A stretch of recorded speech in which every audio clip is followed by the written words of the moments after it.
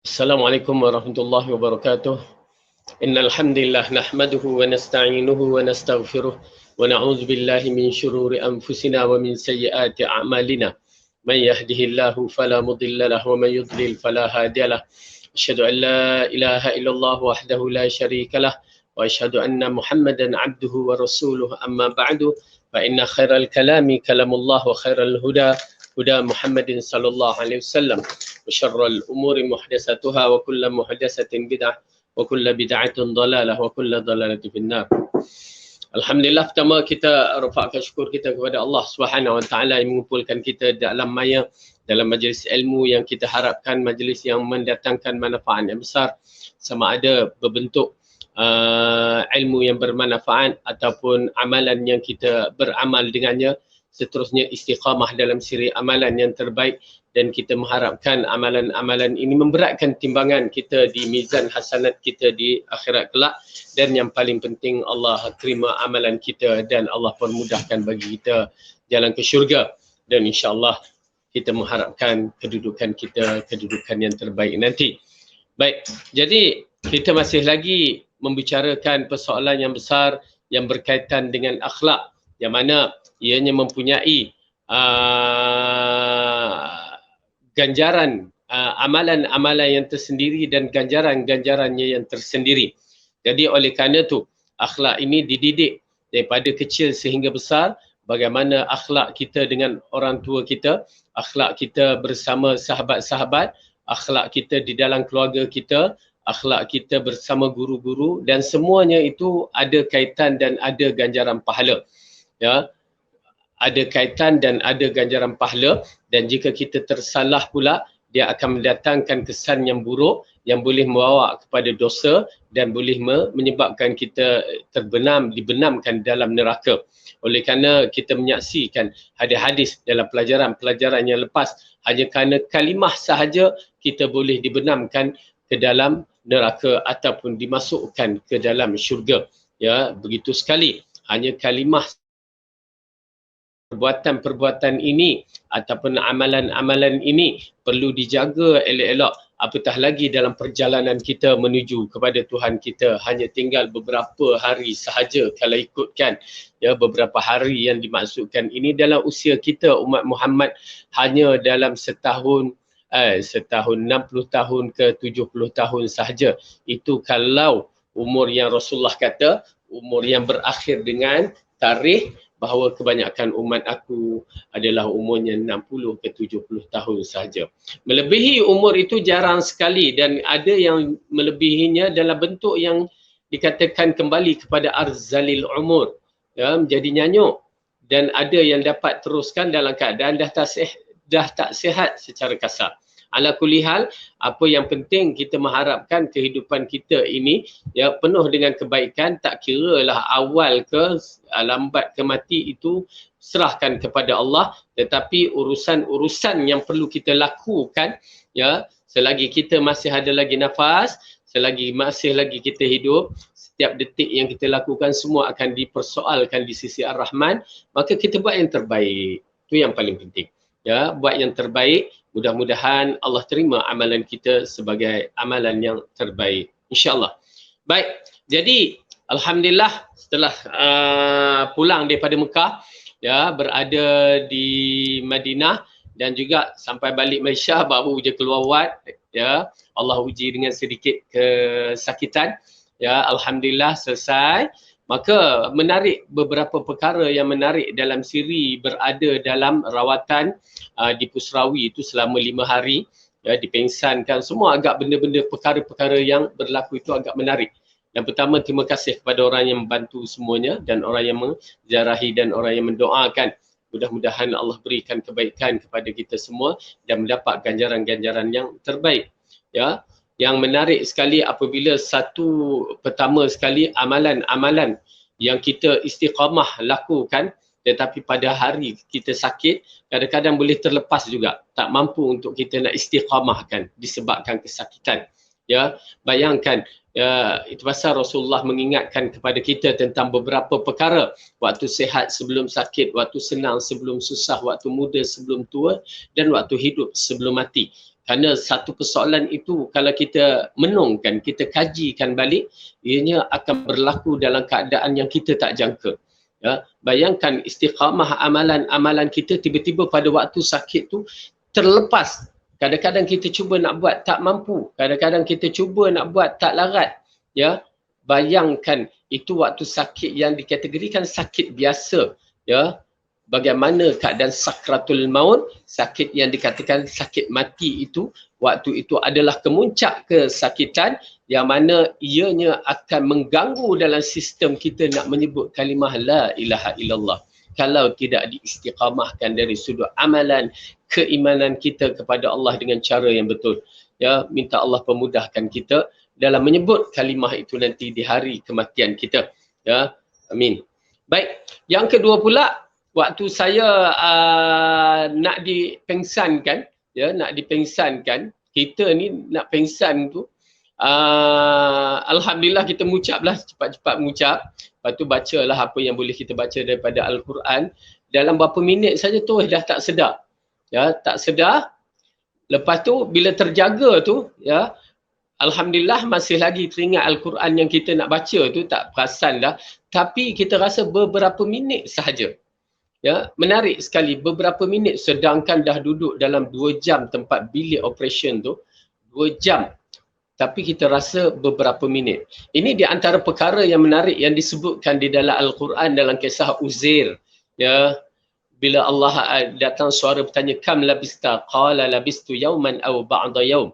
Ya, ditanya kepada Uzair, berapa lama kamu tidur ni? Lalu dia mengatakan labistu yauman aw ba'da yaum. Ya, aku tidur rasanya 1 hari ataupun sebahagian daripada hari, setengah hari ke, suku hari ke, begitu. Ya, sedangkan dia tidur 100 tahun. Ya, dia tak rasa. Jika itulah merupakan satu, ya, nikmat di dalam kubur, alangkah indahnya kita, ya, waktu berada di dalam kubur. Nanti kita bahaskan. Kemudian begitu juga Ashabul Kahfi yang mana ditidurkan dalam 300 tahun yang lebih. 300 tahun lebih apabila ditanya kam labistum qalu labisna yauman aw ba'da yaum. Ya, kami tidur, ya, rasanya dalam sehari ataupun sebahagian separuh hari. Ya, sedangkan mereka tidur 300 tahun lebih. Ini mengisyaratkan satu perkara yang menarik. Kerana Rasulullah mengatakan al-mautu akhul an-naum akhul maut. Ya, tidur itu adalah saudara kematian. Oleh kerana itu ahli syurga tidak akan mati, tidak akan tidur dan tidak akan mati. Jadi ini di antara perkara yang menarik sekali bagi orang-orang yang ditidurkan dalam keadaan yang mana mereka itu dalam keadaan beriman. Alhamdulillah. Bayangkan apabila kita ini akan dibangkitkan di mahsyar, kita dibangkitkan di mahsyar, lalu ditanya kam labistum. Ya, walam yalbathu illa ashiyatan aw duhaha. Kita akan dibangkitkan di mahsyar nanti, lalu ditanya, dikatakan kepada kita berapa lama kita tidur, kita hidup di dunia. Lalu dikatakan bahawa ashiyatan aw duhaha, waktu kita berada di dunia ini seperti waktu, maksudnya lepas asar tu menuju waktu maghrib. Berapa jam?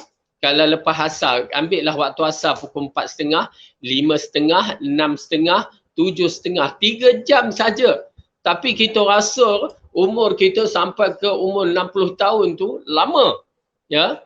Tetapi di sisi Allah terlalu ringkas. Begitu juga waktu duha yang dikira pukul 7 pagi tu habis waktu subuh tu, ya, 8, 9, 10, 11, 12, 1, lebih kurang 6 jam. Ya, kehidupan kita di dunia ini yang tak ada apa-apa. Tetapi yang menarik sekali, walaupun kehidupan kita ringkas, tetapi ia menyebabkan amalan-amalan kita ini menyebabkan kita kekal sama ada di syurga ataupun di neraka. Na'udzubillahi min dzalik. Ya, jadi oleh kerana itu perkara-perkara yang begini menarik. Ulama mentafsirkan dalam bab tidur kematian ini begitu menarik sekali. Ya, begitu menarik sehingga kan orang-orang yang di alam barzah. Oleh kerana itu saya nasihat dalam bab-bab yang berkaitan dengan alam barzah, jangan bicara ikut akal. Ya, yang berkaitan selepas kejadian kematian tidak boleh dibicarakan ikut akal. Hanya boleh bicara dengan keimanan sahaja. Ya, apabila kita duduk di alam barzah, kalau kita dalam keadaan nikmat, maka alhamdulillah kita akan merasa selesa. Ya, tetapi kalau kita hidup dalam keadaan berdosa, maka kita diazab di alam barzah. Ya, na'udzubillah. Bila kita dibangkitkan di mahsyar, itu yang disebutkan dalam surah Yasin. Ya, surah Yasin yang menyebutkan man ba'athana fi min marqadina hadha, siapa yang bangunkan kami dari tempat tidur kami ini. Ya, seolah-olah mengisyaratkan satu perkara yang dikejutkan. Kita dikejutkan daripada kematian dan dibangunkan di mahsyar untuk menikmati atau untuk merasakan nikmat ataupun azab yang Allah janjikan. Baik, jadi kita sambung pada hari ini pelajaran kita, masih lagi kita membicarakan kitab Ensiklopedia Akhlak Salaf, yang mana kita membicarakan akhlak supaya kita beramal dengan akhlak tersebut. Bukan sekadar maklumat sahaja, tetapi untuk beramal dan dijadikan bahan untuk kita jadikan ianya sebagai amalan-amalan kita untuk membeli syurga-syurga Allah. Ya, dengan rahmatnya kita akan dapat. Kerana Allah tidak akan melanggar janjinya. Apabila dia menyebutkan melalui lisan Rasulnya, melalui hadis-hadis yang sahih, maka ini mengisyaratkan itu adalah kalam Allah. Itu adalah wahyu daripada Allah kepada Rasulullah dan diberikan kepada umatnya supaya kita beramal. Maka siapa yang beramal, ya, maka insya-Allah berarti dia telah mengikut janji-janji Allah dan layak untuk mendapat apa yang Allah janji. Baik, kita sambung balik pelajaran kita pada muka surat ke-51 yang masih lagi kita membicarakan satu persoalan yang besar yang mana ianya berkaitan dengan bab yang kelima, faedah dan keutamaan akhlak mulia. Ya, muka surat 51 yang nombor yang ke-15. Jadi faedah dan keutamaan akhlak yang mulia sekarang yang ke-15 ialah mudah berinteraksi dengan orang lain. Ya, dengan akhlak yang mulia ini kita dapat berinteraksi dengan orang lain. Ini di antara perkara yang Allah janjikan kepada kita ataupun Rasulullah mengingatkan kepada kita betapa pentingnya akhlak mulia ini, sehingga kan kita diarahkan, ya, berinteraksi dengan manusia-manusia keliling kita pun dengan cara yang Rasulullah ajar. Oleh kerana itu bila kita menyaksikan hadis-hadis Rasulullah seperti man kana yu'minuna billahi wal yaumil akhir fayaqul khairan awil yasmut. Siapa yang beriman kepada Allah dan hari akhirat, maka berkatalah perkataan yang baik-baik atau diam. Itu cara berinteraksi dengan orang. Kalau kita tak perlu untuk berbicara, tak perlulah kita berbicara. Kalau tak perlu untuk beri komen, tak payahlah beri komen. Ya, tak payah untuk menunjukkan kemahiran kita. Sehingga kan kita dah baca hadis, nak tunjuk kehebatan kita walaupun kita dalam keadaan betul pun tak perlu dalam saat-saat yang tertentu. Kenapa? Rasulullah mengatakan orang yang berhak untuk mengatakan mempertahankan dirinya tetapi dia tidak mempertahankan dirinya. Dia berhak untuk memberikan hak-hak, menceritakan hak-hak dia tapi dia bersabar, maka dibenakan baginya sebuah mahligai di dalam syurga. Ya, kerana diutamakan dalam bab ini adalah kesabaran dan bertolak ansur. Baik, nombor 15, mudah berinteraksi dengan orang lain. Dengan akhlak mulia ini, seorang menjadi mudah bergaul dengan orang lain, dan kerana perangai yang baik, seseorang akan mudah menerima dan diterima orang lain. Ya, dengan akhlak yang mulia, orang suka, ya, dia mudah berurusan dengan orang lain dan orang lain pun mudah suka berurusan dengan dia. Ya, ini di antara perkara yang menarik dalam sistem muamalat kita. Ya. Okey, kita lihat hadis Rasulullah sallallahu alaihi wasallam bersabda, "Alladzina ya'lifu wa yu'lafuna wala khaira fi man la yu'lafu ya'lifu wa la yu'lafu." Maksudnya, mukmin yang baik adalah yang mudah menerima dan mudah diterima oleh orang lain, dan tidak ada kebaikan pada orang yang susah menerima dan susah diterima oleh orang lain. Jadi ada sifat ego dalam diri itu adalah satu perkara yang tidak baik, ataupun cara muamalah yang kasar itu adalah cara yang tidak baik. Oleh kerana tu Rasulullah mengarahkan. Kita lihat bagaimana Rasulullah berurusan dengan semua orang. Termasuk orang kaya ke, orang miskin ke, begitulah kedudukannya. Dia begitu muamalahnya begitu baik sehingga terkenal Muhammad Al-Amin, Muhammad orang yang terpuji. Ya, apabila kita melihat Rasulullah turun daripada Gua Hira setelah dalam peristiwa wahyu yang pertama, apa yang dikatakan oleh Aisyah Ummul Mukminin Khadijah, ya, kamu adalah orang yang menghubungi silaturahim, kamu orang yang suka beri makan, kamu adalah orang yang berbuat baik dengan manusia. Dengan arti kata lain, Rasulullah mempunyai akhlak yang terpuji sebelum dia diutuskan menjadi Rasul. Apatah lagi setelah dia diutus menjadi Rasul, akhlak dia lagi bertambah-tambah hebat. Kenapa? Dia terus diprogramkan oleh wahyu. Baik, yang keenam, memperbaiki hubungan sesama manusia. Ibn Qayyim Al-Jauziyah, ia berkata dalam diri Muhammad terdapat perpaduan antara ketakwaan kepada Allah dan budi perketi yang luhur. Ketakwaan memperbaiki hubungan hambanya dengan Tuhannya dan akhlak mulia memperbaiki hubungan hamba dengan sesamanya. Jadi takwa tersebut akan melahirkan kecintaan Allah kepada dirinya dan akhlak mulia akan memunculkan kecintaan manusia terhadapnya. Ya, ini di antara perkara yang dikaitkan dengan akhlak Rasulullah. Apabila Allah mengatakan wa innaka la'ala khuluqin azim, sesungguhnya kamu itu memiliki akhlak yang tinggi, akhlak yang besar, akhlak yang mulia. Jadi akhlak dia berkaitan dengan hablum minallah wa hablum minan nas. Hubungan kita dengan Allah dan hubungan kita dengan manusia. Oleh kerana itu dua perkara ini tidak boleh dilepas pandang. Walau bagaimanapun akhlak kita dengan Allah ini pertama sekali dalam siri amalan-amalan kita, ya, akhlak kita dengan Allah adalah akhlak yang pertama sekali. Apakah yang dimaksudkan akhlak kita dengan Allah itu?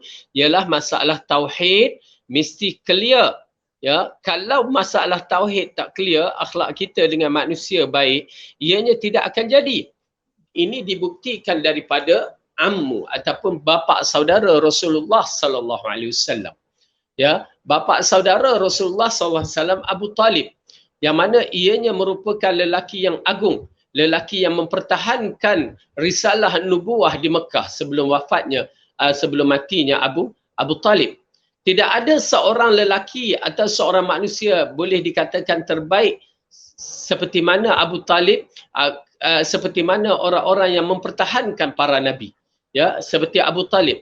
Tetapi kita menyaksikan akhlak dia dengan Nabi, masya-Allah tabarakallah. Tetapi akhlak dia dengan Allah, dia menghadapi masalah. Apa dia? Apabila dia tidak mahu mengikut apa yang diserukan oleh Rasulullah SAW mengabdikan kepada Allah Tuhan yang Esa. Itu je. Ya.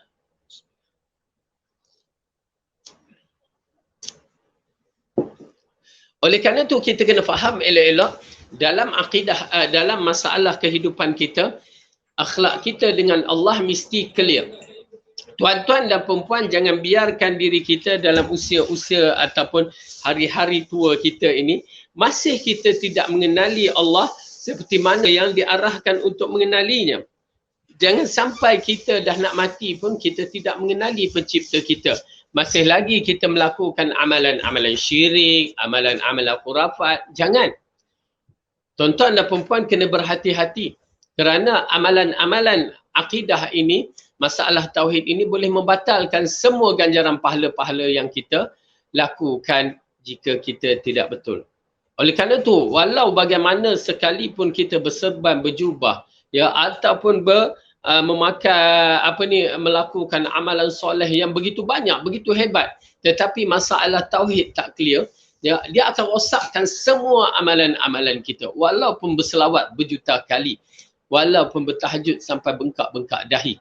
Ya, oleh kerana itu masalah akidah adalah satu penekanan yang tegas bagi kita.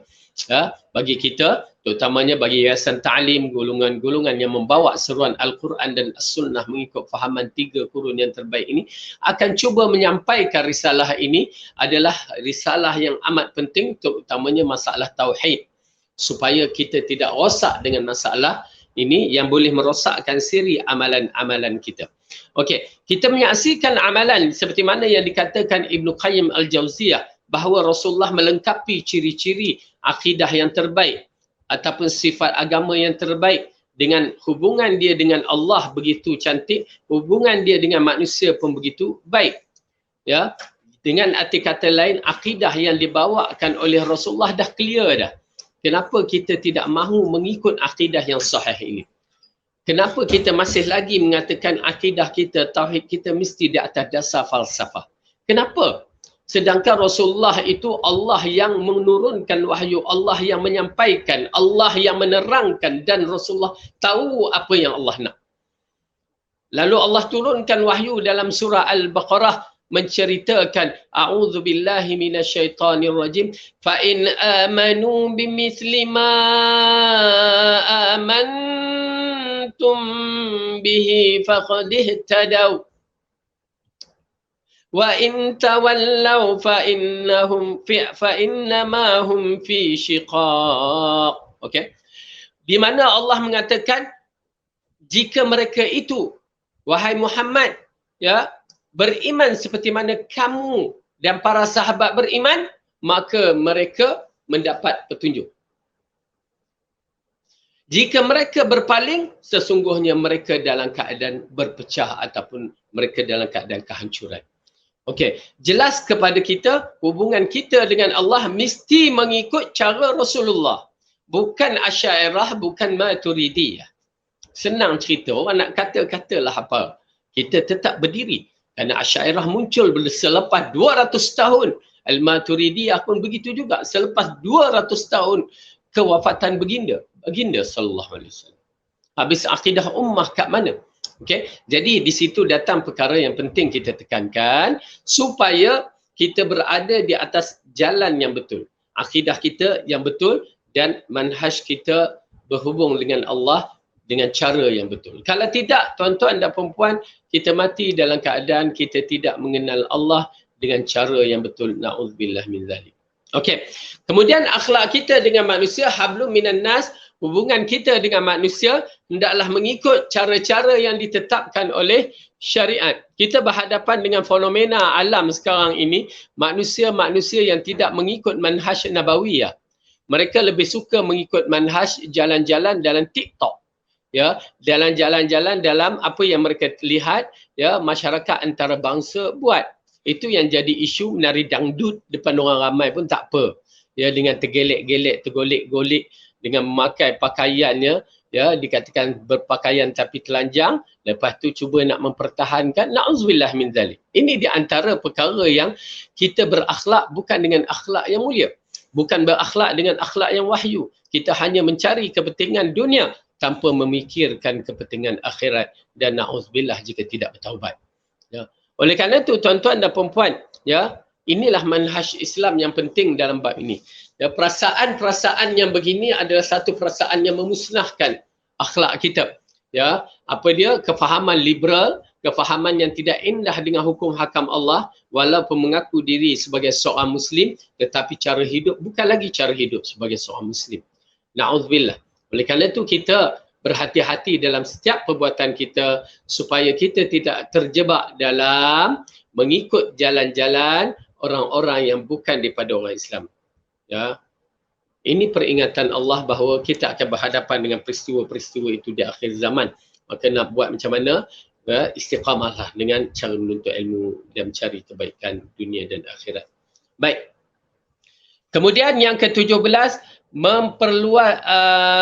memperluaskan tali persahabatan dan memperkecilkan permusuhan. Sebagaimana penyair mengatakan, orang yang berakhlak mulia akan punya banyak teman dan sedikit musuh. Perkara yang sulit akan menjadi mudah baginya, juga hati yang keras akan melunak terhadapnya. Okey, ini di antara perkara yang menarik sekali, ya, apabila kita membicarakan tentang ramainya musuh ataupun sedikitnya teman, ya, berlaku kepada para pendakwah. Tidak sebenarnya. Ya, tidak begitu asalnya. Ya, di mana kita menyaksikan Rasulullah sallallahu alaihi wasallam merupakan lelaki yang agung, yang mana ianya mempunyai akhlak yang besar, akhlak yang tinggi. Bahkan dia adalah contoh yang terbaik kita saksikan. Walaupun orang kafir Quraisy yang dihasutkan dengan kejahatan membenci Rasulullah sallallahu alaihi wasallam, tetapi mereka mengakui kebaikan baginda sallallahu alaihi wasallam.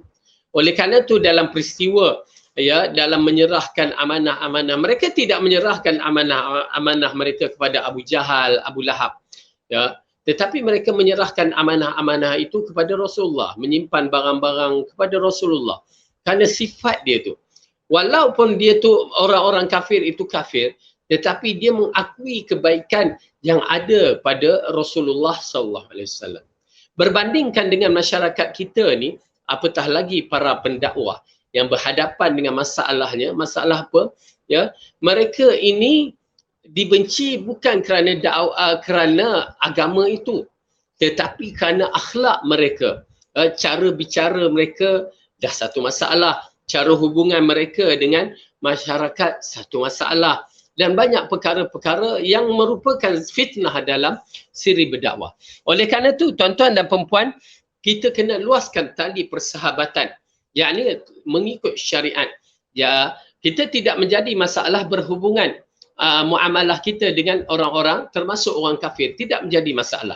Kalau kita menyaksikan di Madinah itu sendiri, Rasulullah sallallahu alaihi wasallam berhubung dengan orang-orang yang bukan Islam, di kalangan orang ahli kitab Yahudi dan Nasrani, di kalangan orang-orang yang selain daripada golongan-golongan ahli kitab. Masih lagi. Apatah lagi kita berada di alam yang mana sistem perniagaan kita bercampur.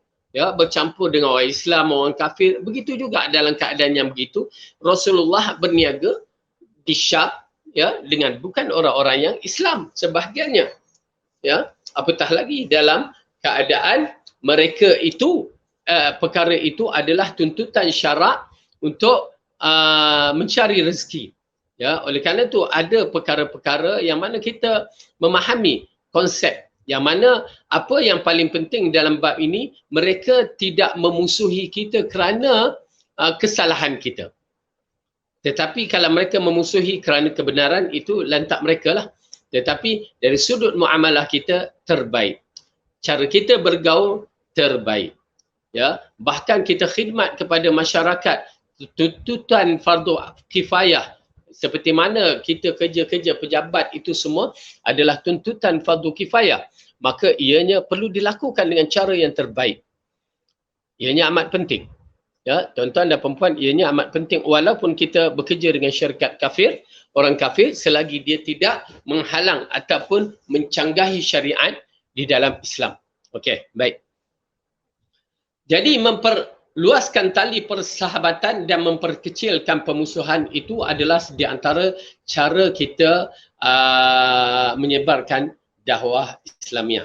Baik.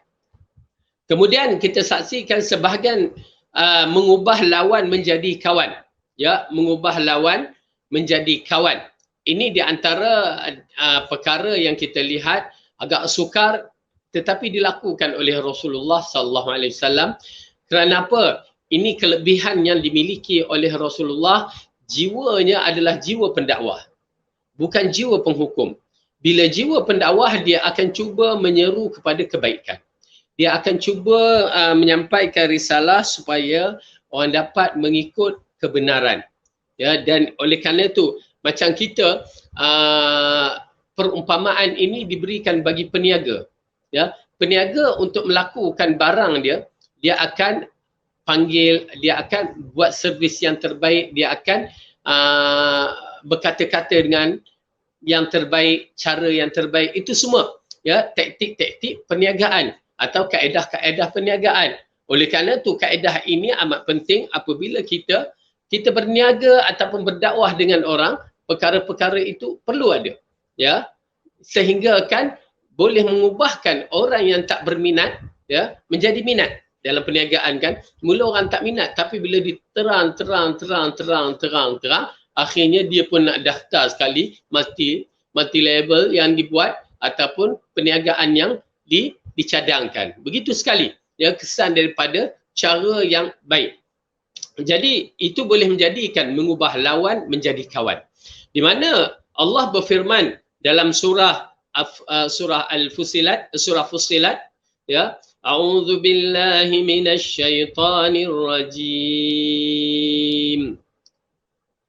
Wala tastawil hasanatu walas sayyi'ah idfa' billati hiya ahsanu fa idzal ladzi bainaka wa bainahu adawatun ka'annahu waliyyun hamim. وَمَا يُلَقَّاهَا إِلَّا الَّذِينَ صَبَرُوا وَمَا يُلَقَّاهَا إِلَّا ذُو حَظٍّ عَظِيمٍ. Dan tidaklah sama kebaikan dengan kejahatan. Tolaklah kejahatan itu dengan cara yang lebih baik, sehingga orang yang ada rasa permusuhan antara kamu dan dia akan seperti teman yang setia. Dan sifat-sifat yang baik itu tidak akan dianugerahkan kecuali kepada orang-orang yang sabar, dan tidak dianugerahkan kecuali kepada orang-orang yang mempunyai keberuntungan yang besar. Okey. Jadi perumpamaan ayat ini mengisyaratkan kepada kita, ya, perkara yang baik ini mempunyai kesan yang dalam, kesan yang tinggi. Oleh kerana itu apabila Rasulullah SAW mengutuskan seorang duta ke Madinah pada ketika itu, Mas'ab ibnu Umair, dan kita tahu bahawa Mas'ab ibnu Umair ini adalah seorang anak wanita yang kaya, anak orang kaya yang mempunyai kehebatan dia tersendiri dari sudut penampilannya, dari sudut kesematannya, kekacakannya, ya. Dan dikatakan bahawa Mas'ab ibnu Umair ini kalau dia berjalan di satu lorong, orang dah tahu ini bau harum Mas'ab ibnu Umair. Ya, subhanallah. Sehingga kan wanita-wanita di Mekah itu menanti untuk dipinangi oleh Mas'ab ibnu Umair. Ya, kita ni kalau lalu di lorong-lorong orang dah tahu alamak ini apa bau belacan je, okey. Tetapi Mas'ab ibnu Umair begitu hebat. Ya, dia tinggalkan kesenangan dunia semata-mata kerana agama, dan dia mati di dalam peristiwa Badar, peperangan Uhud. Ya, dia mati di dalam peperangan Uhud yang Rasulullah menangis kematian dia. Okey, disebabkan pada hari kematian dia hanya tinggal pada dia kain kafan yang tutup kepala, terbuka kaki, tutup kaki, terbuka kepala. Maka ditutupkan kepala dengan kain tersebut dan kaki ditutupkan dengan daun sidr. Ya, baik. Jadi nak menceritakan kepada kita tentang lelaki yang agung ini. Ya, Mas'ab ibnu Umair diutuskan ke Madinah untuk menjadi wakil Rasulullah berbicara tentang agama. Ya, subhanallah.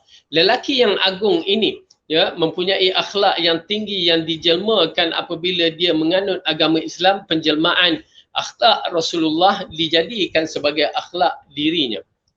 Oleh kerana itu apabila peringkat awal golongan Khazraj mendapat tahu bahawa kemunculan Mas'ab ibnu Umair datang ke Madinah, lalu wakil dia sebagai ketua Khazraj menghalau Mas'ab ibnu Umair. Ya, mereka mesyuarat dulu, lepas tu mereka kata, ketua dia kata, saya tak ingat siapa nama dia, mengatakan aku akan pergi untuk menghalau lelaki ini.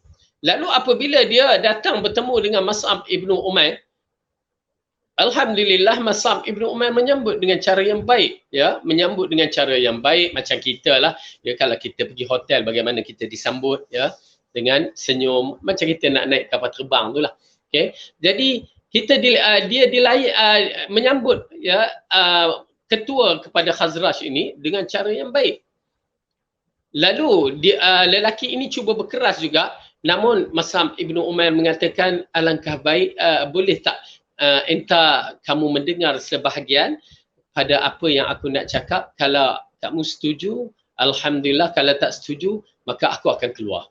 Ya, kalimah yang cukup baik, dan sudah tentu tidak ada satu kalimah yang lebih agung daripada Al-Quran. Apabila Al-Quran dibaca, terus menusuk ke dalam kalbu lelaki tersebut. Ya, terus tertusuk dalam kalbunya, ke dalam hati lelaki tersebut, yang menyebabkan dia termenung, lalu dia pulang tanpa menghalau Mus'ab ibn Umair. Ya, sehingga kan orang melihat, lihat dia pun dah kena sihir. Ya, kena sihir kerana perubahan kepada mukanya. Orang yang faham Islam ini lain. Ya, orang yang menghayati Al-Quran ini lain. Dia akan rasa keselesaan dalam jiwa dia. Al-Quran itu ada ketenangan dia tersendiri. Nak dapat kena baca dan kena hayati. Ya, kalau tak baca, tak hayati, tak akan dapat ya, Al-Quran yang mempunyai ketenangan itu. Kemudian begitulah seterusnya yang menyebabkan ya kedua-dua kabilah menerima Abdullah Mus'ab ibn Umair, Aus dan Khazraj menerima, dan kita menyaksikan kesan penerimaan itu akhirnya penduduk Madinah memeluk Islam. Ya, itu dia. Jadi dalam bab ini Allah mengatakan, adakah sama kebaikan dengan keburukan? Sama ke? Tak sama. Tak sama langit dengan bumi. Ini di antara misal yang Allah katakan dalam Al-Quran. Wala tastawil hasanatu wala sayyi'ah. Ya, dan tidaklah sama kebaikan dengan kejahatan. Takkan sama. Ya, seperti mana yang disebutkan dalam Al-Quran juga. Hal yastawil ladhina ya'lamuna wal ladhina la ya'lamun. Ya, adakah sama seorang yang mengetahui dengan orang yang tidak mengetahui? Tak sama. Anak kita kecil-kecil tak tahu apa-apa. Adakah sama dengan kita? Tak sama. Ya, orang yang bawah yang tidak ada pendidikan formal misalnya dalam bidang-bidang tertentu, ya, tak sama dengan kita yang mempunyai pendidikan formal. Ya, tak sama. Orang yang terjun dalam bidang mekanik ya, ataupun memperbaiki motor, mesin apa, adakah sama dengan orang yang bahagian catering? Tak sama. Ya, tak boleh nak digabungkan, adalah berbeza antara dua golongan ini. Begitu juga antara baik dan buruk, tak sama langit dengan bumi. Ya, kebaikan dengan keburukan seperti langit dengan bumi. Lalu Allah mengatakan di sini dengan maksudnya, tolaklah kejahatan itu dengan cara yang lebih baik sehingga orang yang ada rasa pemusuhan antara kamu dan dia akan seperti teman yang setia. Ini di antara perkara yang agak menarik. Ya, tolak dengan secara yang baik. Ya, tolak cara yang baik. Kadang-kadang kita menolak cara tolak itu dah jadi isu. Ya, kita tolak cara keras. Kita tak setuju tolak cara keras. Asalnya boleh diplomasi lagi, kita bertolak ansur lagi. Tetapi bila kita tolak dengan cara yang keras, maka dia akan datang kesan yang keras. Ya, tak sama. Oleh kerana itu Allah mengarahkan kepada Rasulnya menolak secara yang baik. Menolak secara yang baik ini dengan arti kata lain kadang-kadang ia dikatakan dalam konteks mengalah. Ya, mengalah itu bukan berarti kalah. Tetapi mengalah itu kadang-kadang kita mengalah untuk merancangkan sesuatu, ya, melakukan sesuatu yang terbaik, yang mendatangkan kesan yang terbaik. Oleh kerana itu orang yang mengalah itu dikategorikan orang yang sabar. Ya, dia mengalah, banyak mengalah. Apatah lagi jika pasangan suami isteri ini yang hidup kadang-kadang diuji dengan perselisihan, maka kadang-kadang kita katakan mengalah itu lebih baik. Ya, kecuali kalau kita ada bahagian-bahagian yang boleh dibawakan kepada mahkamah, itu lain cerita. Tetapi mengalah itu lebih baik untuk kebaikan. Ya, banyak benda. Okey. Jadi tolak secara baik itu bukan berarti kita kalah, tetapi mengalah.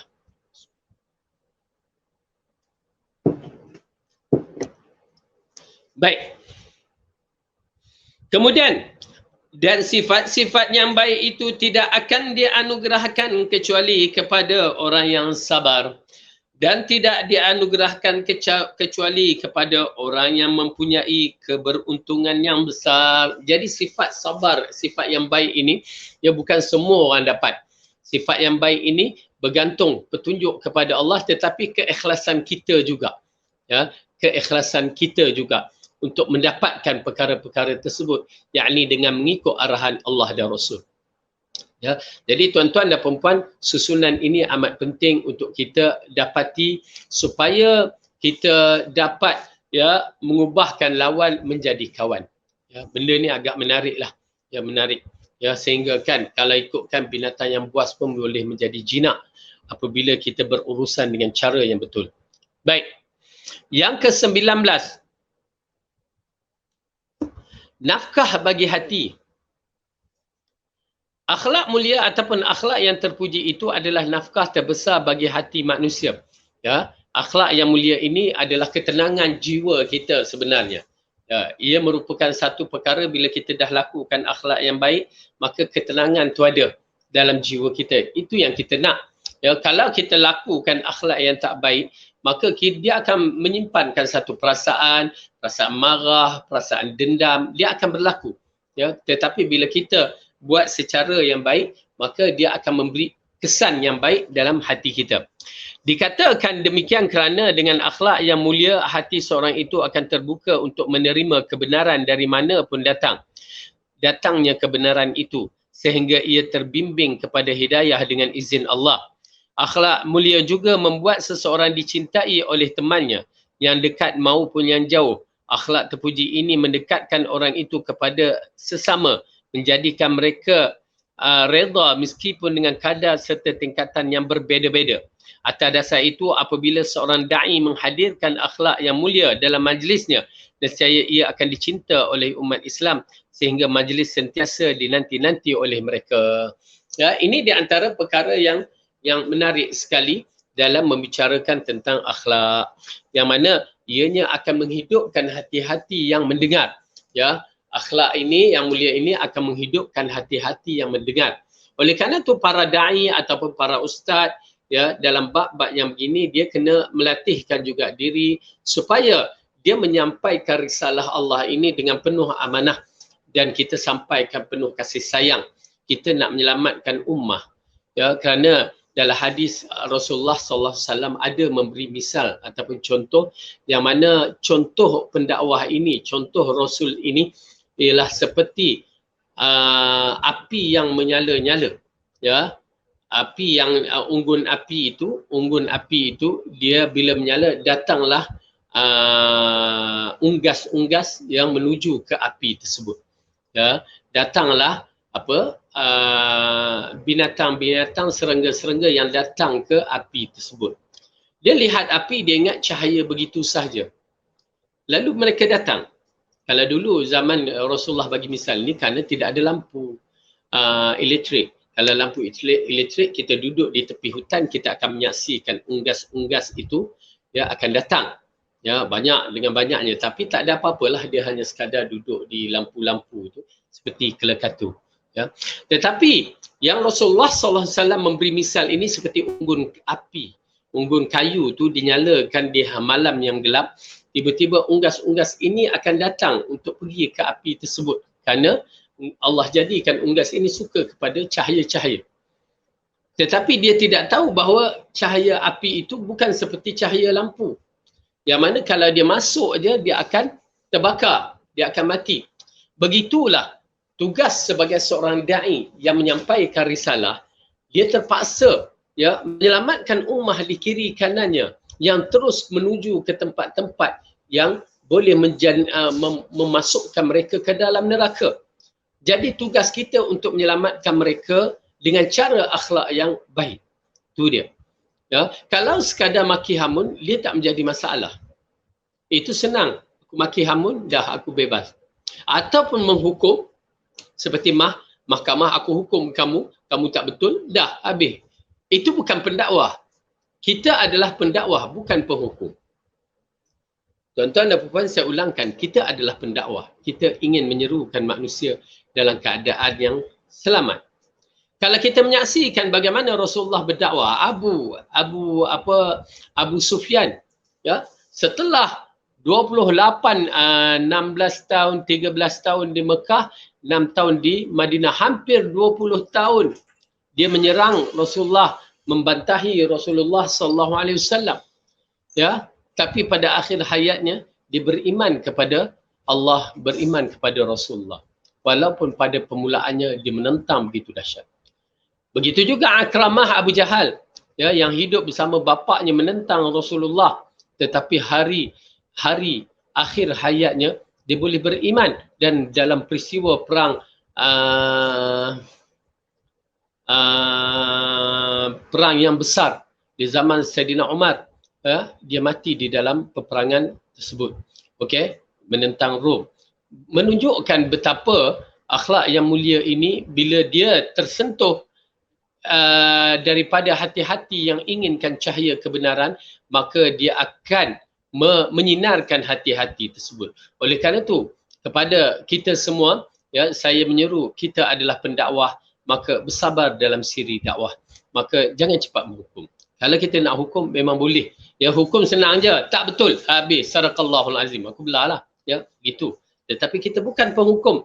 Kerana mereka itu adalah orang yang kita mempunyai target, hadaf untuk menyelamatkan mereka dari neraka. Itu tanggungjawab kita sebagai orang yang memahami Al-Quran dan As-Sunnah. Okey, baik.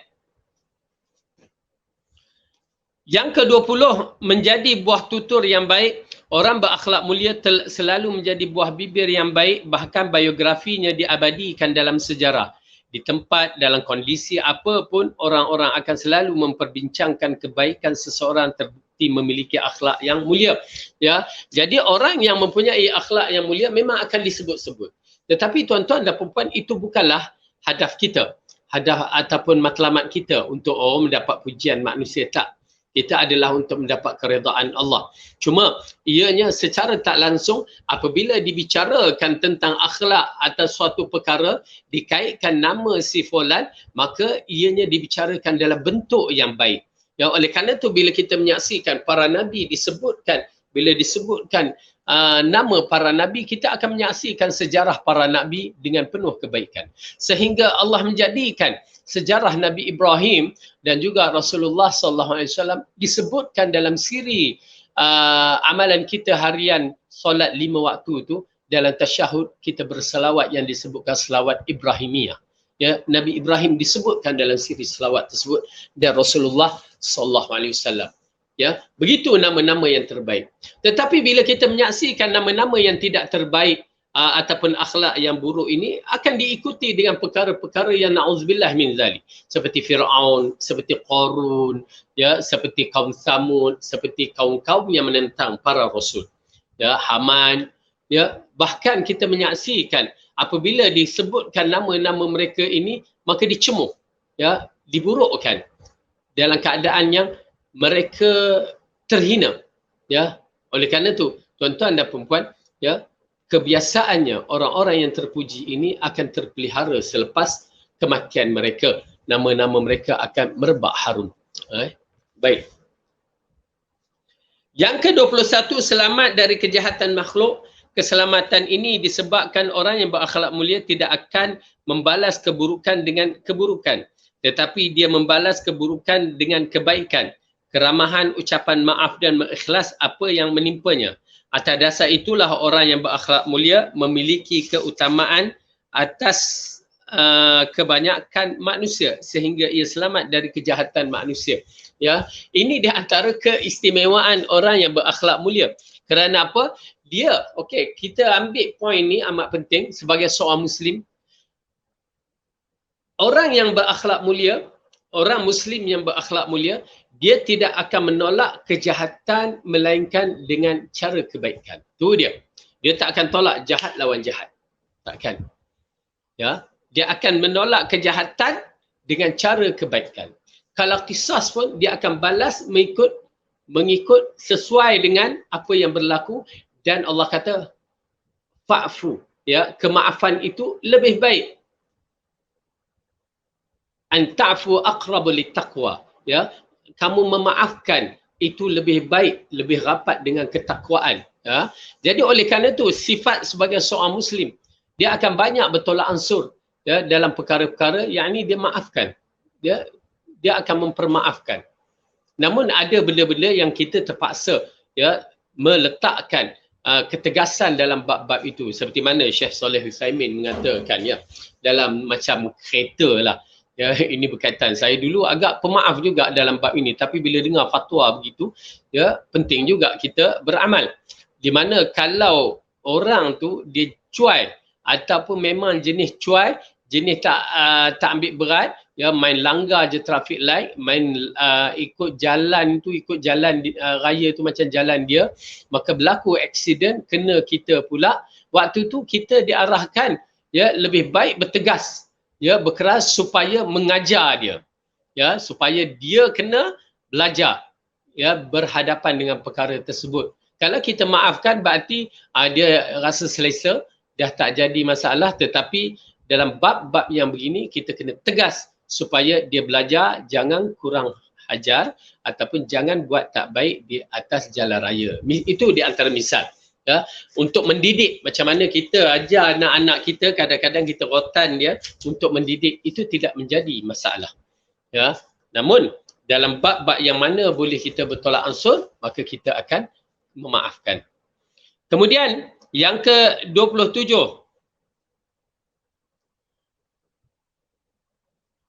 memakmurkan negeri dan menambahkan umur. 27, 22. Yang demikian itu, yakni akhlak mulia seseorang dapat memakmurkan negeri tempat tinggalnya serta menambahkan umurnya berdasarkan sabda Rasulullah SAW, husnul khuluq wa husnul jiwari ya'murani ad-diyar wa yazidani fil a'mar. Akhlak yang terpuji dan perilaku yang baik kepada tetangga akan memakmurkan negeri dan menambahkan umur. Okey. Jadi perkara ini dikaitkan dengan akhlak yang mulia yang akan mengamankan negeri. Ya, sudah tentu mengamankan negeri.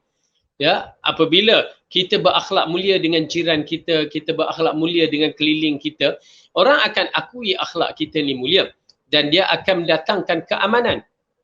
Ya, keamanan. Tuan-tuan dan puan-puan, kalau kita menyaksikan sejarah ummah di zaman dahulu, keamanan yang cukup dahsyat yang berlaku pada zaman Umar Abdul Aziz, sampai nak bagi zakat pun tak tahu kat mana nak bagi. Kenapa? Disebabkan orang-orang itu dibela. Ya, mereka-mereka itu dibela. Sehingga dicari, sehingga kan dikatakan bahawa diarahkan bagikan makan makanan burung di atas bukit-bukit bakau tu supaya orang mengetahui bahawa negara Islam adalah negara yang aman, yang memberi kebajikan kepada makhluk Allah. Begitu sekali. Ya, tu pasal kita menyaksikan perkara-perkara ini agak menarik dalam peristiwa akhir zaman yang bakal muncul nanti di zaman pemerintahan Al-Mahdi Muntazar wa Isa Al-Masih Isa bin Maryam, yang mana ianya akan mendatangkan kembali zaman kegemilangan, ya, amalan-amalan Islam yang sebenar. Ya, sehingga kan kita menyaksikan manusia bermain dengan haiwan-haiwan yang ganas. Ya, disebabkan apa? Dikatakan para ulama dalam bab ini, haiwan-haiwan sendiri pun dah kenyang. Ya, dah tak menjadi masalah bab makanan mereka. Ya, subhanallah. Kemudian yang kedua, untuk menambahkan umur. Dalam perbahasan menambahkan umur ini adalah yang dimaksudkan menambahkan umur ini adalah keberkatan umur. Umur tidak mungkin ditambahkan melainkan apa yang telah Allah tetapkan di dalam perut rahim ibu waktu kita sebelum lahir dahulu. Ya, kita ini ditetapkan masalah kita, umur kita, ya, rezeki kita, baik buruk kita, semua telah diprogramkan di dalam di sisi Allah di Lauh Mahfuz. Semua itu telah ditetapkan. Maka apabila ianya tetapkan, tidak ditambah dan tidak dikurangkan, melainkan kepada mereka-mereka yang terpilih, yakni di kalangan para nabi. Adapun manusia tidak begitu. Itu pun para nabi dia akan mengambil yang terbaik, ya, iaitu bertemu dengan penciptanya. Oleh kerana umur ini tidak akan ditambah, tetapi apakah maksud dalam hadis ini ditambahkan umurnya? Ialah para ulama mengatakan ianya berkaitan dengan diberkatkan umurnya. Ya, diberkatkan umur. Apa maksud diberkatkan umur itu? Kita akan merasakan panjang masa tu. Ya, panjang masa tu. Tuan-tuan dan puan-puan, jom kita lihat pada zaman kita kecil dahulu. Ya, pada zaman kita kecil dulu, kadang-kadang kita tengok orang tu besar, kenapa aku tak besar-besar ni? Lambat rasanya. Kadang-kadang kita main di waktu macam kami anak lelaki ni, ya kira main je. Nak sampai ke petang tu rasa lama sangat. Balik rehat, minum, makan apa semua, pergi main lagi. Itu rasa lama sangat-sangat. Ya. Itu di waktu kecil. Kenapa berlaku ya? Waktu kecil. Tetapi waktu sekarang ni, cuba kita rasa, baru je seminggu. Ustaz ni baru je balik. Kan? Hanya dah seminggu balik. Dah baru dah sebulan kita duduk sana, rasa seminggu, ya dah setahun baru rasa beberapa hari je. Ini disebabkan, yang disebutkan dalam bab ini adalah disebabkan dosa-dosa kita. Ya, dosa-dosa kita ini yang menyebabkan kita rasa lama, cepat masa berlalu begitu cepat. Rasa terlalu singkat sangat masa kita. Itu disebabkan dosa. Tetapi kalau kita tak ada dosa, ya, kita tak ada dosa. Bagi contohlah, orang masuk hospital. Ya, orang masuk hospital. Dia kata, aduh, lamanya rasa baru. Ya, saya masuk hospital 5 hari tu, ada seorang pakcik tu, ya Allah, lamanya. Dia kata, saya nak balik. Ya, tapi dia tak boleh balik. Ya, disebabkan penyakit dia kronik. Ya, saya nak balik doktor, gini. Ya, dia sebut. Dia rasa lama. Ya, sebab apa? Sebab disebabkan bila seorang tu sakit, dosa dia dihapuskan. Ya, diberkatkan umur dia. Maka cuba manfaatkan waktu-waktu yang begitu, tapi dah sakit kan, dia tak dapat nak manfaatkan sebaik yang mungkin. Maka waktu itulah, ya, diberkatkan. Jadi kalau kita tak sakit tapi kita rasa lama je, ya, maka itu merupakan satu perkara yang baik, yang mana umur kita diberkatkan dan kita boleh memanfaatkan sebanyak yang mungkin. Dan kita menjadi terkejut dalam perkara tersebut, seperti mana kita menyaksikan para imam-imam ataupun ulama-ulama yang terdahulu, ulama salaf, ya, yang mana mereka hidup macam kita juga. Matahari itu matahari kita juga, timing ni 24 jam juga. Bumi yang mereka duduk, bumi kita juga.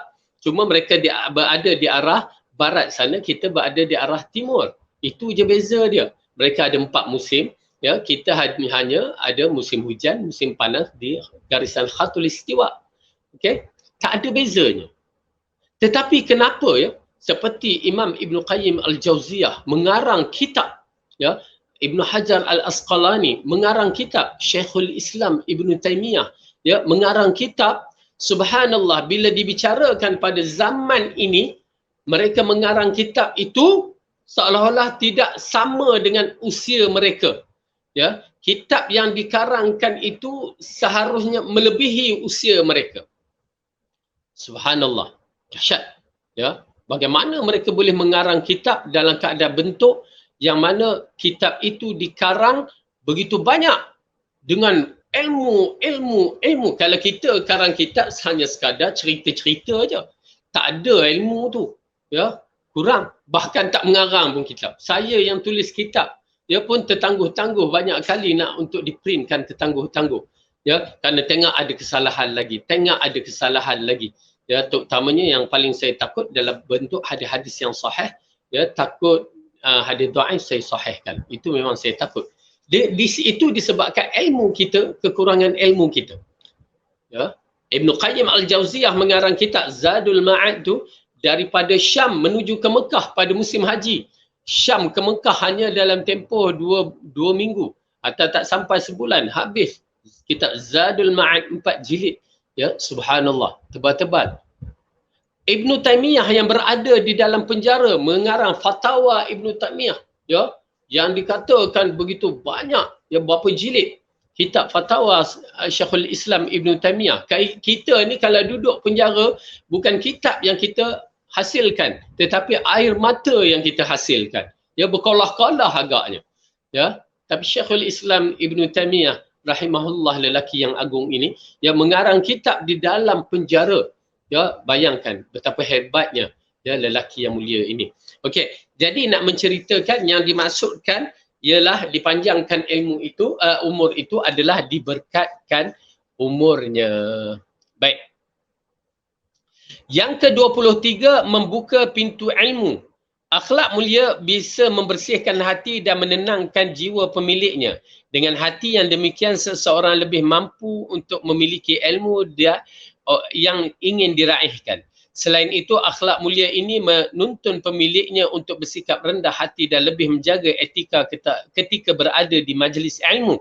Sikap inilah yang akan memudahkan dirinya dan dalam menambah wawasan keilmuan dan menguatkan ilmu pengetahuannya. Ini di antara perkara yang amat penting, tuan-tuan dan puan-puan, ya, yang berkaitan dengan akhlak yang mulia boleh membuka pintu ilmu. Kita nak cari ilmu, apatah lagi dalam usia-usia kita ni, di kalangan kita ada yang dah usia meningkat. Nak mencari ilmu. Ya, alhamdulillah tuan-tuan dan puan-puan berada dengan yayasan ta'lim. Ya, mudah-mudahan Allah memberkati mereka ini yang membawa manhaj Quran dan Sunnah. Ya, menyampaikan risalah ini mengikut penafsiran 3 generasi yang terbaik. Jadi, akhlak yang mulia amat penting dalam siri menuntut ilmu. Bila tuan-tuan ada ketenangan, saya nak bagi tahu kalau tuan-tuan ada ketenangan, cuba hafal Al-Quran. InsyaAllah Al-Quran akan lekat. Berbeza dengan jiwa kita tak tenang. Oleh kerana itu, akhlak yang mulia ini mempengaruhi jiwa kita dalam siri menuntut ilmu. Dan menuntut ilmu pula ada akhlak dia. Bagaimana kita berhadapan dengan guru kita. Tuan-tuan dan perempuan, kalau kita menyaksikan 3 generasi yang terbaik dalam siri menuntut ilmu seperti Imam Asy-Syafi'i rahimahullah, Imam Bukhari, imam yang besar itu menuntut ilmu. Mereka beradab sama sekali. Ya, mereka beradab bila mereka menadah kitab tu tunduk setunduk-tunduknya ataupun mendengar penuh khusyuk. Ini amat penting dalam siri adab menuntut ilmu. Dan kalau boleh mereka akan duduk di bahagian hadapan. Ya, untuk menunjukkan kesungguhan mereka dalam siri menuntut ilmu. Yang diriwayatkan bahawa Imam Syafi'i depan Imam Malik nak buka kertas tu pun dia buka perlahan supaya tak bunyi. Tak berbunyi. Kita ni bukan kitab tu kita buka. Handphone kita berbunyi. Waktu mengaji kita sibuk dengan handphone. Waktu khutbah Jumaat kita sibuk dengan handphone. Ini bukan adab dia. Adab penuntut ilmu bukan begitu. Ya, oleh kerana tu adab menuntut ilmu ini perlu dipelajari, ya, sebelum kita terjun dalam bidang ilmu yang lain. Adab menuntut ilmu ini memberi fungsi yang besar untuk ilmu itu masuk ke dalam minda kita. Kalau kita inginkan ilmu, tuan-tuan dan perempuan, kita kena ada ilmu kerana ia adalah cahaya yang dikatakan oleh Imam Asy-Syafi'i, ya, melalui nasihat Waqi', guru dia. Inna ilman nura. Inna nura la yu'ta li'asi. Sesungguhnya ilmu ini adalah cahaya. Dan cahaya tidak akan diberikan kepada orang yang buat maksiat. Ya, cahaya. Oleh kerana itu kita perlukan. Apatah lagi Rasulullah mengingatkan kepada kita. Orang-orang yang menuntut ilmu kerana Allah, Allah akan pemudahkan baginya jalan ke syurga. Jangan biarkan kita dalam keadaan kejahilan. Jangan biar. Oleh kerana itu adab-adab dia kena belajar. Dan saya amat menasihati kepada penuntut-penuntut ilmu di zaman moden, ya, apatah lagi kita berada di alam maya begini, pun kita kena cuba berakhlak supaya memberi fokus, ya, untuk menuntut ilmu dengan cara yang baik. Mungkin ustaz tak nampak, tetapi Allah nampak. Tetapi kalau dalam keadaan tertentu tu darurat, ada benda-benda yang perlu menggunakan masa, itu lain cerita. Tetapi kalau kita ada masa untuk memfokuskan, maka fokus elok-elok. Fokus elok-elok. Ya. Oleh kerana tu, dalam persiapan siri penuntut ilmu, kertas kena ada, buku kena ada. Ya. Handphone adalah gangguan yang kita berada pada zamannya. Yang mana hanya orang-orang tertentu yang akan terselamat. Ya, hatta ustaz-ustaz pun belum tentu selamat dengan handphone ini walaupun bukan dari sudut menuntut ilmu, ya, dari sudut murajaah ilmu, mengambil ilmu ataupun ialah kesan daripada gadget-gadget ini juga benda-benda yang ajaib, benda-benda yang pelik datang seperti TikTok, ya, yang mempengaruhi walaupun dia sedikit 3 minit, 2 minit, tetapi kalau dah berkumpul 10 minit, 10 TikTok, maka dah 30 minit memakan masa yang begitu banyak. Mengganggu sistem tahajud, ya, sistem kita berada di tengah malam 1/3 akhir malam yang seharus munajat kita kepada Allah diganggu dengan sistem handphone kita. Dan saya nasihat kepada sahabat-sahabat supaya, ya, kalau dengan anak-anak tu mungkinlah, tapi kalau dengan kawan-kawan tak payahlah nak hantar pada pukul 3 pagi tu jom tahajud, tak payah. Ya, ada unsur-unsur yang tak kena. Nak hantar pada malam hari, itu lain cerita. Ya, sebelum tidur tu lepas syak, okey malam ni kita bertahajud. Mungkin. Ya, bagi saya itu mungkin. Tetapi pada pukul 3 pagi tu kita hantar tahajud, saya rasa tidak selesa. Kerana menceritakan bahawa aku ni bangun pagi, kan. You all tak bangun lagi. Tak payahlah cerita. Ini antara munajat kita dengan Allah.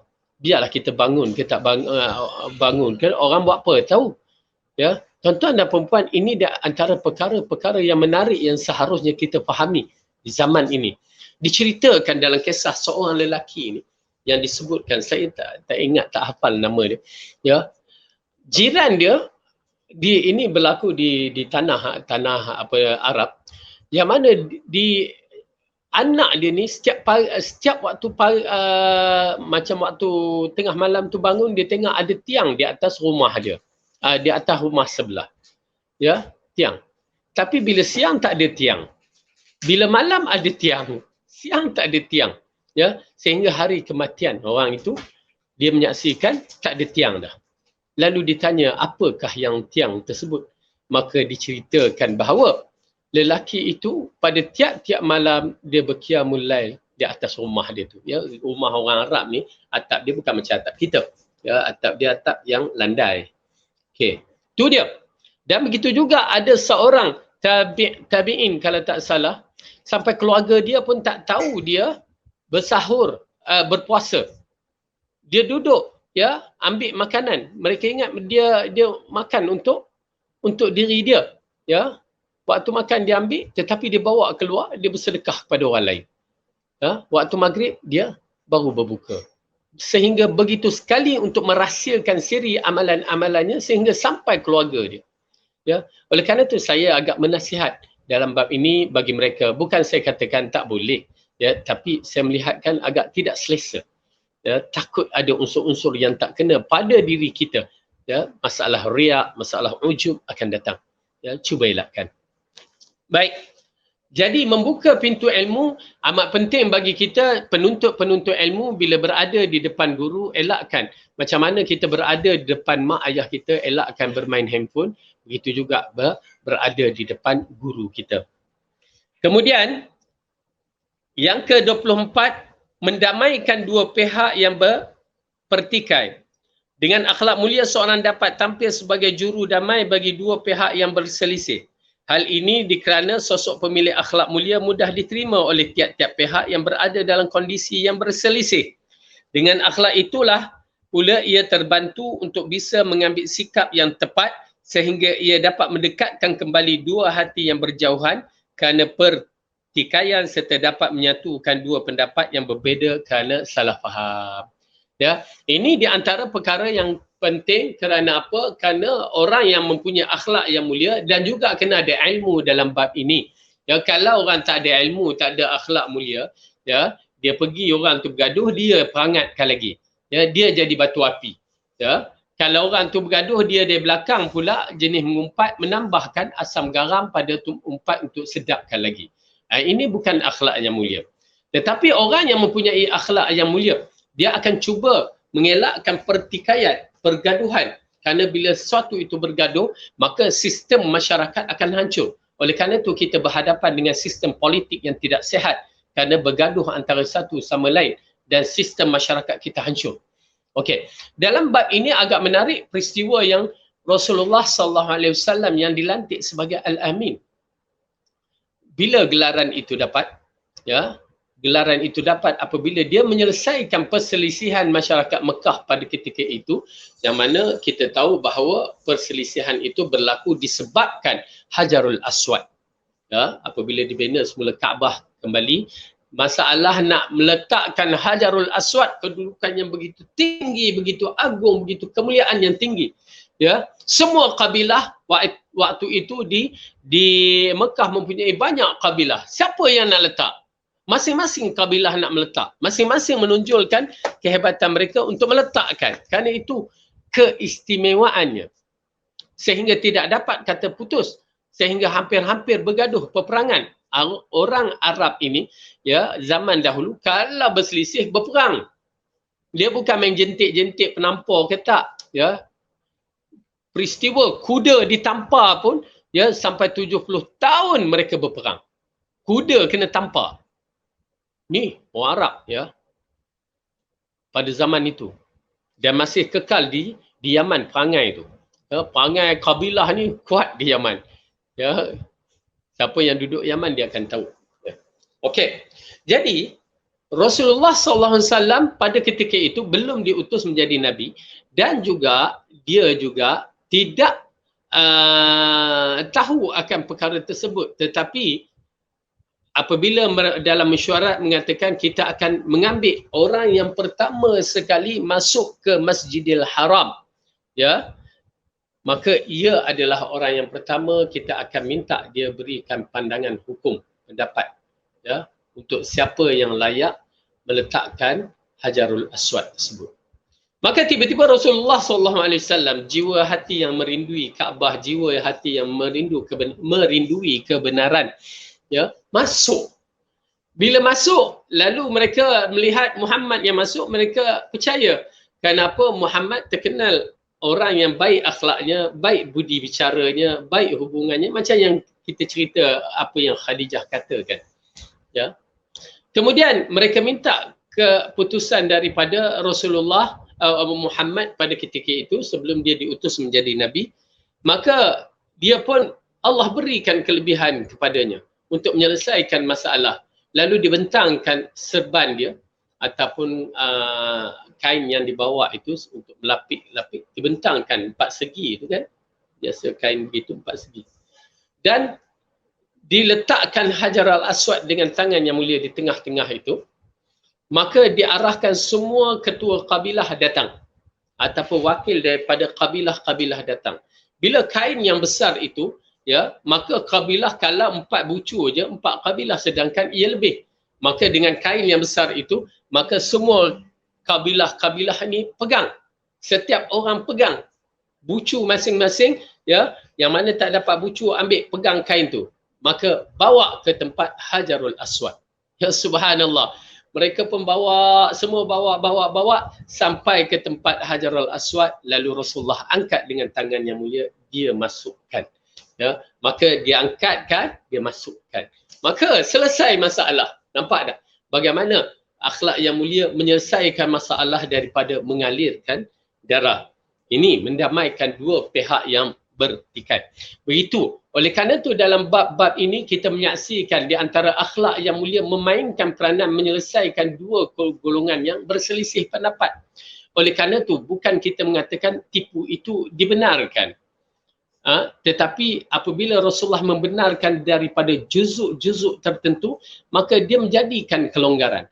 Apabila dua orang ini berselisih pandangan, ya, Rasulullah membenarkan menggunakan perkataan yang mana untuk mengislahkan kedua. Misalan saya bagi contoh, ya, seorang itu dia berselisih dengan A berselisih dengan B. Ya, mungkin teknikal ataupun mungkin mendapat cerita-cerita yang tak sihat. Lalu dia sebagai orang tengah yang melihat, bukan diwakilkan oleh dua-dua pihak, tak. Lalu dia datang, lalu kepada A dia kata si B, ya, ada bercakap tentang kamu dan dia puji kamu. Sedangkan si B tak pernah pun nak puji dia. Ya, tetapi kita gunakan kalimah itu sebagai untuk kebaikan. Lalu bila dia pergi ke B, dia cakap begitu juga, dia kata A puji kamu, A pernah cakap kamu ni baik apa semua. Ini akan mengubahkan situasi, ya, A dan B. Yang mana mungkin satu hari nanti mereka akan bergabung balik. Itu orang yang mempunyai akhlak yang mulia. Dia tidak seperti orang yang memperhangatkan, ya, itu kata kamu, masya-Allah, teruknya dia kata, tak boleh. Itu bukan orang yang mempunyai akhlak yang mulia. Itu dinamakan orang yang disebutkan mengadu domba, ya, mengadu domba. Maka orang ni memang syaitan. Orang ni jahat, ya, kalau boleh bagi penampar sebiji kat dia. Geram. Baik. Jadi itu di antara perkara yang berlaku, ya, dan yang dibenarkan oleh Rasulullah SAW untuk mengislahkan dua pihak, ya, mengislahkan dua pihak. Kemudian yang ke-25, menutup aib yang tampak. Manusia diuji dengan sekalian banyak kekurangan dan cara fizik, semisal wajah yang tidak nyaman dipandang, yang dianggap sebagai celah pada peribadi dan hal itu bisa menjadikan bahan ejekan orang lain. Namun apabila dia dianugerahkan akal yang sihat serta akhlak yang terpuji, maka ujian semacam itu tidak akan menyurutkan pujian orang terhadapnya, apalagi sampai menurunkannya dari kepimpinan. Sebab akhlak yang mulia akan menutupi kekurangan-kekurangan pada diri seseorang, sebagaimana akhlak yang buruk akan menutupi kebaikan-kebaikan. Ya, ini di antara perkara yang agak menarik.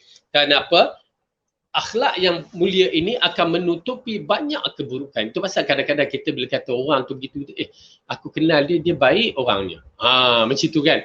Jadi kadang-kadang boleh menyebabkan orang berfikir rekod dia adalah rekod yang baik. Kenapa dia cakap begitu ya? Dia di situ orang akan mempertikaikan orang yang menyampaikan. Oleh kerana itu dalam bab ini ya, keaiban Rasulullah SAW tidak wujud apabila hari yang diisytiharkan dirinya sebagai Rasul. Pada hari yang dia berdiri di atas bukit Bukit Safa, yang dipanggilkan Ma'syaral Arab, pada ketika itu semua kabilah akan datang ya, dan berkumpul untuk mendengar apa yang dikatakan. Maka Rasulullah SAW pertama sekali untuk mengkonfirmkan bahawa dia adalah orang yang benar, tidak bercakap tipu, maka dia mengatakan, jika aku mengatakan di belakang Bukit Safa ini ada tentera yang bersiap sedia untuk memerangi kamu, apakah kamu membenarkan perkataan aku? Lalu semua sepakat ya mengatakan, kami membenarkan kamu wahai Muhammad, ya, kerana kami tidak pernah dapati kamu sekali pun menipu. Ya, nampak tak? Ya, akhlak yang mulia telah diiktiraf. Okey.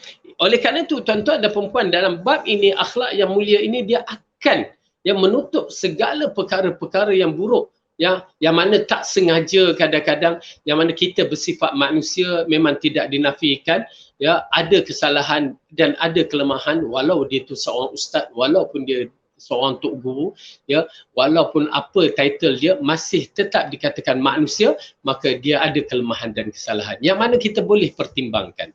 Okey. Jadi namun begitu Allah akan menutupi akhlak kelemahan-kelemahan itu daripada dengan akhlak yang mulia. Oleh kerana itu bila kita menyaksikan misalan orang-orang yang seperti kelemahan fizikal dia, Syekh Ibn Baz, ya, Syekh Ibn Baz, dia buta mata. Di kalangan ulama-ulama Arab Saudi ni buta. Ya, tapi ilmu dia, subhanallah, akhlak dia dahsyat. Orang tak bicara dia betul-buta dah. Ya, orang tak bicara dia tu buta. Bahkan orang memuji dia kerana keilmuan dia. Kelemahan buta tu dah tidak diambil kira, kecuali dalam satu isu sahaja, apabila pertembungan ijtihad dia dengan ijtihad Syekh Nasiruddin Al-Albani rahimahullah. Ya, itu pun diambil bukan mencela, tetapi melihat dari sudut perspektif kekurangan alat penggunaan dalam memperbahaskan isu semasa. Tu je. Ya. Namun begitu subhanallah, keilmuan dia menutupkan kelemahan yang ada pada dia. Okey. Lihatlah Al-Ahnaf Ibn Qais sebagai sosok ulama hadis. Dia menjadi guru yang selalu didatangi oleh para penuntut ilmu dari berbagai penjuru dunia. Al-Ahnaf berwajah buruk, bahkan hampir semua ketidaksempurnaan fizikal tampak pada dirinya. Walaupun demikian, dia tetap mampu mencapai kedudukan yang tinggi, mendapat pujian dan menjadi pemimpin ummah. Semuanya itu tidak lain lantaran kelembutannya, keberaniannya, akhlak yang terpuji dan kefasihannya dalam bertutur. Ya, dengan keilmuan dan keakhlakan dia, maka walaupun muka tu kita tengok poyo je, ya, muka poyo je kata orang sekarang, namun disebabkan ilmu, disebabkan akhlak, dia menjadi ketua ummah. Ya, ketua ummah. Itu pasal kadang-kadang kita pun, ya Allah, ini di antara perkara yang menyebabkan orang naik, ya. Ilmu satu, dan apa dia? Ketakwaan.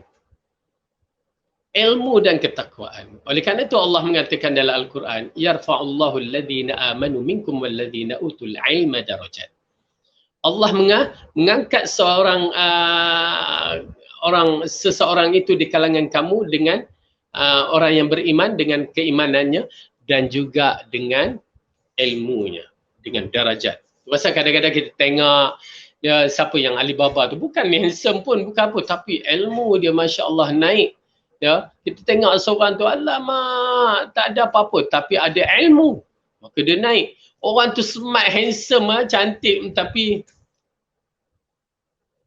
tak ada akhlak, tak ada apa. Terus down. Ya, baik. Abdul Malik bin Umair menuturkan Ahnaf bin Qais mengunjungi kami di Kufah bersama Mas'ab bin Zubair. Pada waktu itu aku benar-benar melihat tubuhnya dipenuhi dengan cacat fizikal yang dapat dijadikan alasan bagi seseorang untuk mencela dirinya. Kepalanya yang kecil, hidungnya yang menukikkan runtuh, daun telinganya lunglai, susunan gigi yang tidak beraturan dan bibirnya terkelepai ke bawah, juga dengan dagunya miring, tulang pelipihnya menonjol, matanya pecah, badannya kurus dan tulang kakinya bengkok. Akan tetapi semua kekurangan tersebut tertutup ketika dia berbicara. Ketika berbicara itu tampaklah siapa Ahnaf yang sebenarnya. Ya, nampak tak? Tuan-tuan dan perempuan, akhlak dan ilmu itu merubahkan seseorang itu. Jadi kita kena ambil kira dalam bab ini. Dan yang terakhir dalam bab ini, 26, melahirkan rasa lapang dan hidup yang baik. Seseorang yang berakhlak mulia senantiasa mendapatkan kelapangan dalam hidup. Nikmat Allah disegerakan untuknya di dunia dan hatinya selalu tenteram. Tiga hal ini merupakan unsur penting dalam mencapai kehidupan yang baik dan berkualiti. Jadi apa dia? Akhlak yang mulia ini mendapatkan kelapangan dalam hidup. Nikmat Allah disegerakan untuknya di dunia. Hatinya tenteram. Ya, kemuncak hatinya tenteram. Itu di antara kemuncak yang merupakan nikmat yang paling berharga selepas dua tersebut tadi. Okey. Bagi begitu pun yang di sebaliknya, orang yang berakhlak buruk selalu berada dalam kesepitan hidup. Penderitaan senantiasa menghantui di pelupuk matanya dan musibah kelanjutan menimpa setiap hari serta dia kerap digayuti pertentangan lahir dan batin dengan rekaannya. Semua itu terus mengganggu ketenteraman hidupnya dan mengotori jiwanya. Dan salah satu dampak terburuk dari kehidupan yang demikian ialah orang tersebut kehilangan kesempatan untuk meraihkan kebaikan, bahkan cenderung terjerumus dalam kenistaan, kehinaan. Ya, itu dia. Nak menceritakan orang yang berakhlak buruk dengan orang yang berakhlak baik, jauh beza langit dengan bumi.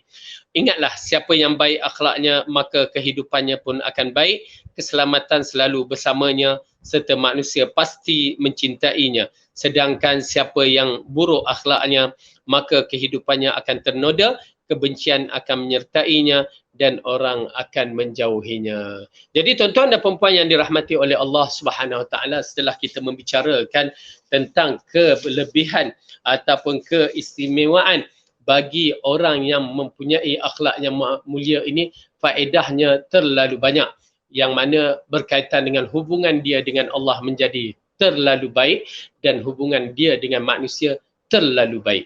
Jadi oleh kerana itu, kehidupan dunia dan akhirat itu memainkan peranan penting untuk kita menghayati akhlak yang mulia ini. Jadi akhlak yang mulia mendatangkan kebaikan di dunia dan kebaikan di alam akhirat, yang mana kita harapkan semoga dengan akhlak yang mulia ini yang Rasulullah sebutkan, dia akan mendapat kedudukan yang paling istimewa di kalangan makhluk-makhluknya di akhirat kelak. Jadi insya-Allah tuan-tuan dan perempuan yang dirahmati oleh Allah Subhanahu Wa Taala, dengan adanya perbicaraan kita dalam bab akhlak tadi menambahkan semangat untuk kita terus beramal, terus memperbaiki diri kita supaya berakhlak dengan akhlak yang mulia, berakhlak dengan akhlak Rasulullah sallallahu alaihi wasallam, supaya kita dapat membeli syurga Firdaus yang Allah janjikan, dan bersama Rasulullah kekasih Allah yang kita ingin menjadikan diri kita sepertinya juga. Wallahu a'lam bisawab. Maka cukup sampai di sini. InsyaAllah kita akan sambung pelajaran kita pada pelajaran yang akan datang, jika dipanjangkan usia kita dan disihatkan diri kita. Maka aqulu qawli hadza wa astaghfirullah li wa lakum. Wassalamualaikum warahmatullahi wabarakatuh. Kita tutup majlis dengan tasbih kafarah. Subhanakallahumma wa bihamdika asyhadu an la ilaha illa anta astaghfiruka wa atubu ilaik. Assalamualaikum warahmatullahi wabarakatuh.